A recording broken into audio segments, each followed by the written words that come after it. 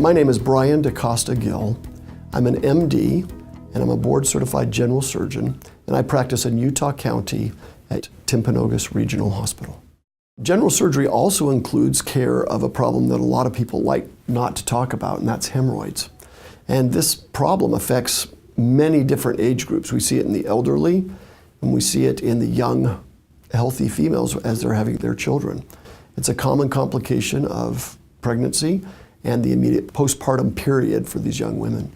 Hemorrhoids, of course, are basically like dilated or varicose veins in the rectum, and the common symptoms include prolapse or protrusion of the hemorrhoidal tissue, the veins and the tissue overlying them, outside of the anus.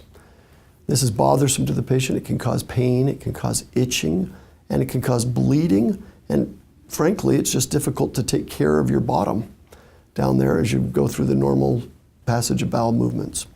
So it's a problem for a lot of people every single day, and a lot of people don't know where to go to talk about that. There have been many procedures designed to help people with different grades of hemorrhoids.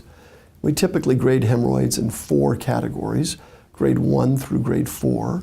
Most of us have grade 1, it's normal, where they might become dilated if you're specifically constipated, or maybe even have diarrhea for a while, or have an illness that affects your GI tract.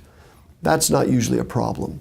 Grade 2 hemorrhoids, though, are ones that consistently protrude out, consistently bleed almost on a daily basis, and cause problem or symptoms to the patient at least weekly.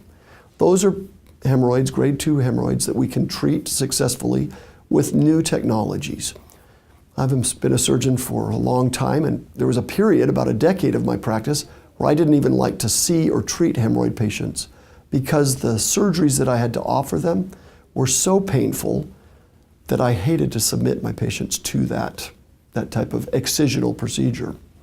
Now we have new technology where we have a special plastic anoscope, or a little tiny 5-inch scope that just goes inside the bottom when the patient's asleep under anesthesia, that's attached to a computer and an ultrasound machine. Using this, we can painlessly find where the hemorrhoid arterial inflow comes from the heart, where the main pressure going into that venous or vascular structure comes from.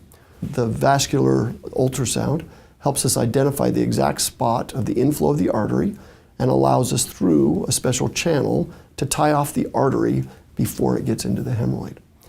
Tying off an artery is not resecting it, so the pain afterwards is much less.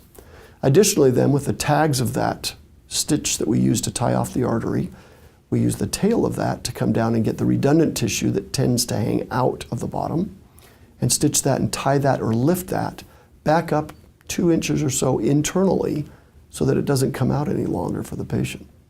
This type of hemorrhoid surgery I've been really excited about because it doesn't have the same pain complications the older surgeries did, where we actually excised the tissue and there was raw tissue for patients to have to deal with on a daily basis, whether they were passing stool or passing just their gas.